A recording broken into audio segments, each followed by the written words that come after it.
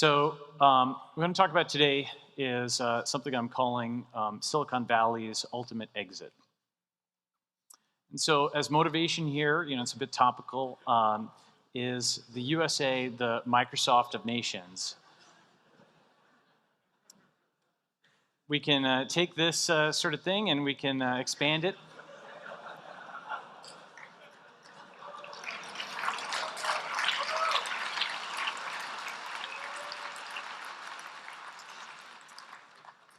Code base is 230 years old, written in an obfuscated language. System was shut down for 2 weeks straight. Systematic FUD on security issues. Fairly ruthless treatment of key suppliers. Generally favors its rich enterprise customers, but we still have to buy it. And if we think about Microsoft itself, there's a great quote from Bill Gates in 1998. What displaced Microsoft? What did he fear? It wasn't Oracle or anybody like that. What he feared were some guys in a garage who happened to be, ultimately we found it was Larry and Sergey back in 1998. And the thing about what Larry and Sergey did is there's no way that they could have reformed Microsoft from the inside. At that time, Microsoft already had 26,000 employees. Joining as numbers 26,000, 26,001, and then trying to push for 20% time or free lunches, they probably wouldn't have gone too far. So what they had to do was start their own company. They had to exit. And with success in that alternative, then Microsoft would imitate them.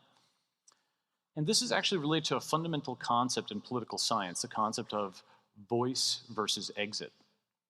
If a company or a country is in decline, you can try voice or you can try exit. Voice is basically changing the system from within, whereas exit is leaving to create a new system, a new startup, or to join a competitor sometimes.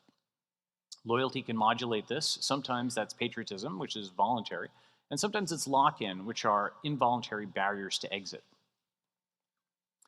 And we can think about this in the context of various examples and start to get a feel for this. So, voice in the context of open source would be a patch, exit would be a fork.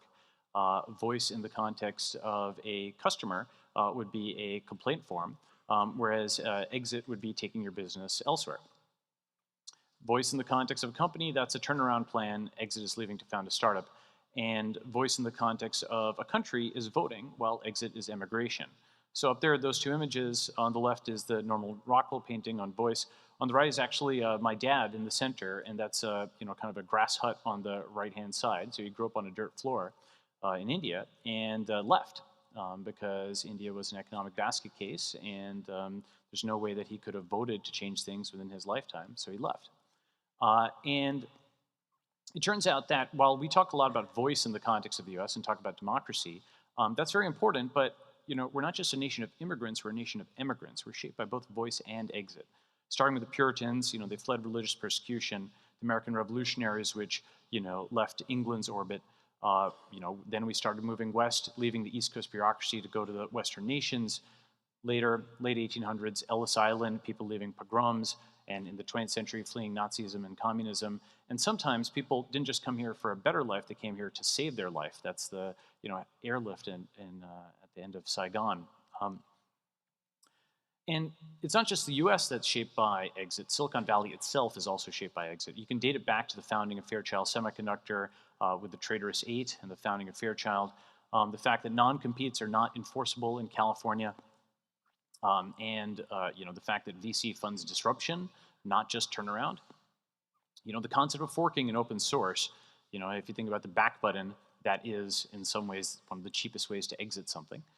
And of course, the concept of a startup itself. That right there, if you guys haven't seen, is one of Y Combinator's first ads. Larry and Sergey won't respect you in the morning.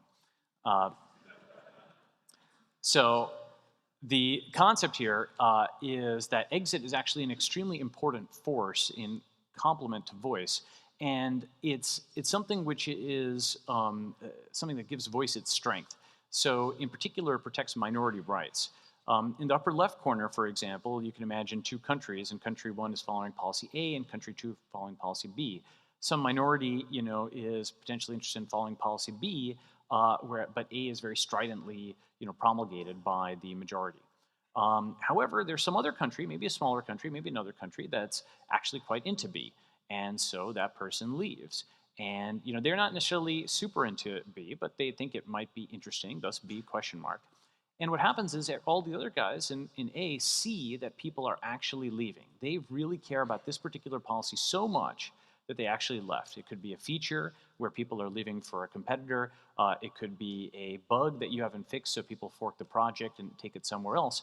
But what happens is exit amplifies voice, right? So it's a crucial additional feature for democracy is to reduce the barrier to exit, to make democratic voice more powerful, more successful. And so a voice gains much more attention when people are leaving in droves.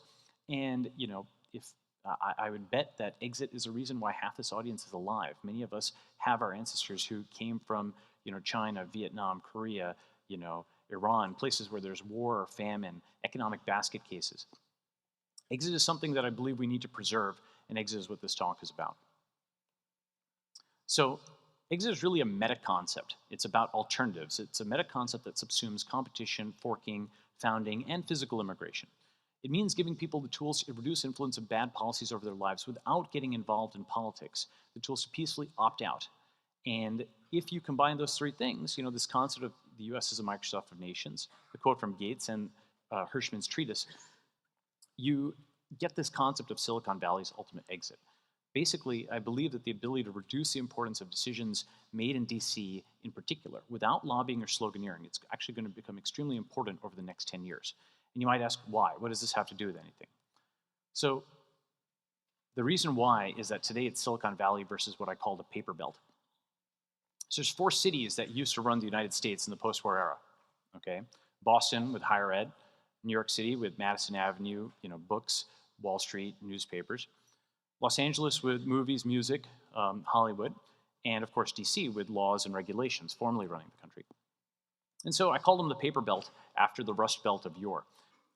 And in the last 20 years, a new competitor to the paper belt arose out of nowhere, Silicon Valley.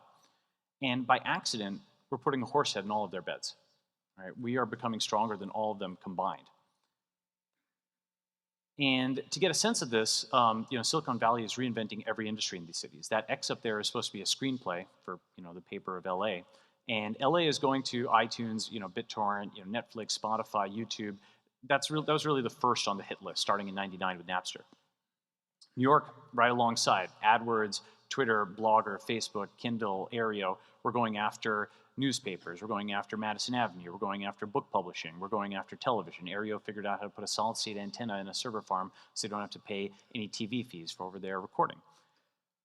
Recently, Boston was next in the gun sites. Khan Academy, Coursera, Udacity. And most interestingly, DC. And by DC, I'm using it as a metonym for just government regulation in general, because it's not just DC, it includes local and state governments. Uber, Airbnb, Stripe, Square, and of course, the big one, Bitcoin, are all things that threaten DC's power. It is not necessarily clear that the US government can ban something that it wants to ban anymore. And so because of this, it's something I call the paper jam. The backlash is beginning, okay? More jobs predicted for machines, not people. Job automation is a future unemployment crisis looming. Imprisoned by innovation as, tech wealth explodes, Silicon Valley, poverty spikes. They are basically going to try to blame the economy on Silicon Valley. To say that it was the iPhone and Google that done did it, not the bailouts, the bankruptcies, and the bombings. And, this is something which we need to identify as false, and we need to actively repudiate. So we must respond via voice. The obvious counter-argument is that the Valley reduces prices. In the top, it's a little small, but that's a famous graph, consumption spreads faster today, that shows the absolutely exponential rise of technologies over the last century. Anything that is initially just the province of the 1%, whether it be computers or cell phones, quickly becomes the province of the 5% and the 10%. That MVP that barely works, that someone is willing to pay thousands and thousands of dollars for, allows you to fix the bugs, to get economies of scale, to bring it to the 10%, and then 20%, and then the 50%, the middle class, and then the 99%. That's how we got cell phones from a toy for Wall Street to something that's helping the poorest of the poor all over the world. Technology is about reducing prices. The bottom curve there is Moore's law. And by contrast, the paper belt raises them. There's the tuition bubble and the mortgage bubble and the medical care bubble and too many bubbles to name. And so the argument that the valley is a problem is incoherent, but it's not going to be sufficient to respond via voice. We can make this argument, but the ultimate counter-argument is actually exit. And not necessarily physical exit, but exit in a variety of different forms. What they're basically saying is, rule by DC means people are going back to work, and the emerging meme is that rule by us is rule by Terminators, who are going to take all the jobs. Whereas we can say, and we can argue, DC's rule is more like, a ruined building in Detroit, and down right there is actually like a Google data center, right? And so we can go back and forth verbally, but ultimately this is about counterfactuals. They have aircraft carriers, we don't. We don't actually want to fight them. It wouldn't be smart. So we want to show what a society run by Silicon Valley would look like without actually affecting anyone who still really believes the paper belt is actually good. And that's where exit comes in. So what do I mean by this? What do I mean by Silicon Valley's ultimate exit? It basically means build an opt-in society, ultimately outside the US, run by technology. And this is actually where the Valley is going. This is where we're going over the next 10 years. That's where mobile is going. It's not about a location-based app. It's about making location completely irrelevant. So Larry Page, for example, wants to set aside a part of the world for unregulated experimentation. That's carefully phrased. He's not saying, take away the laws in the US. If you like your country, you can keep it. Same with Mark Andreessen, right? The world is going to see an explosion of countries in the years ahead, double, triple, quadruple countries, right? Since the end of the Cold War, we've just been seeing them, burst up in all kinds of places. And some of the best will have lessons for all the rest. Singapore's healthcare system is an example to the rest of the world. Estonia actually has, digital parking meters and all kinds of things. We can copy those things without necessarily taking the risk. Let them take the risk, and then we can copy them. It amplifies voice. So, importantly, you don't have to fight a war to start a new company, okay? You don't have to, kill the former CEO in a duel. So a very important meta concept is to create peaceful ways to exit and start new countries. So, two of the founders of, PayPal, Peter Thiel is into seasteading. Elon Musk wants to build a Mars colony. And you can scale it back too, even on Hacker News just recently within the realm of someone on startup number 1 versus startup number 2, these guys just went and bought a private island. Just random. It's in the middle of Canada. It's freezing cold. There's sticks over there. It doesn't exactly look like Oahu. But the best part is this: the people who think this is weird, the people who sneer at the frontier, right? Who hate technology, they won't follow you out there. Okay, that's the thing about exit. Is you can take as much or a little of it as you want. You don't have to actually go and get your own island. You can do the equivalent of dual booting or telecommuting. You can opt out to whatever level that you prefer, right? Simply, going on to Reddit rather than, watching television is a way of opting out. There is this entire digital world up here which we can jack our brains into and we can opt out. The paper belt may stop us from leaving. And that's actually what I think of as one of the most important things over the next 10 years is to use technology, especially mobile, to reduce the barriers to exit. With it, we can build a world run by software. Here's some examples. 3D printing will turn regulation into DRM. It'll be impossible to ban physical objects, from medical devices to drones to cars. You can 3D print all these things, and there are entire 3-letter regulatory agencies that are just devoted to banning goods. With Bitcoin, capital controls become packet filtering. It's impossible to do bail-ins if everyone's on Bitcoin, to seize money as they did in Cyprus or in Poland. With quantified self, medicine is going to become mobile. You're going to be able to measure yourself. With telepresence, your immigration policy is going to turn into your firewall. Double robotics is just the start. Any bots, these robots that you can control remotely, moving them around like a Doom video game.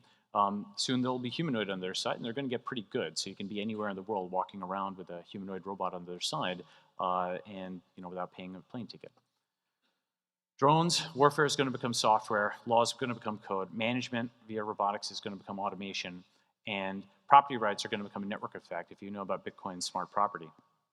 So technological details, these are topics for the next MOOC. You can sign up at coursera.org/course startup. It'll be better the third time around.